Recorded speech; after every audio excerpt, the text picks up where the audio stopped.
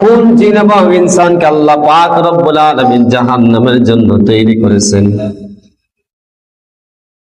ওয়ালাকাদ যারানা লিজাহান্নামা কাসীরাম মিনাল জিন্নি ওয়াল ইনসি লাহুম কুলুবুন লা ইয়াফকাহুনা বিহা।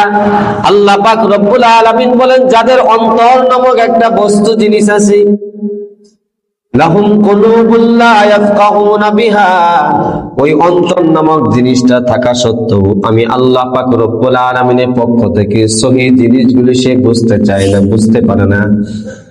ওয়ালাহুম আ'য়ুনুন লা ইউবসিরুনা বিহা, আমি আল্লাহ পাক রব্বুল আলামিন দুইটা চোখ তাকে আমি দান করেছি, ওই চোখ থাকা সত্ত্বেও সত্য জিনিসগুলোকে সে অবলোকন করে না, সত্য জিনিস সে দেখতে চায় না, ভালো জিনিস সে দেখতে চায় না।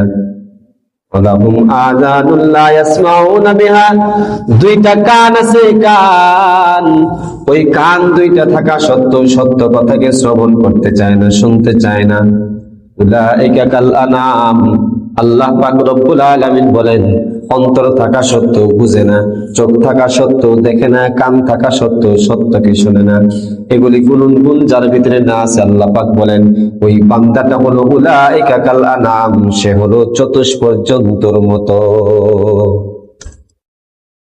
একটা গরুর যেমন দাম, ওই মানুষটার তেমন দাম।